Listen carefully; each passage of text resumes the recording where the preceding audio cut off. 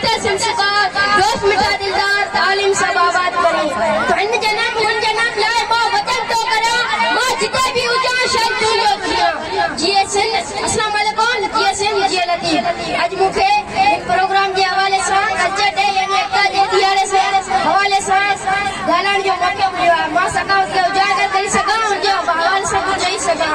जॾहिं असां सकावत जो लफ़्ज़ ॿुधंदा आहियूं त असांजे ज़हन में सिर्फ़ कोई शइ हूंदी आहे अजरक ऐं टोपी छो जो सिंध जी सकावत मुंहिंजे तरीक़ा में घुराणी आहे। तव्हां ॾिसंदा त ॿिन्ही जाननि जा सरदार अजरक कोठींदा उनसां गॾोगॾु सिंध जी सकावत में ॿिए नंबर ते शइ ईंदी आहे इहा आहे टोपी।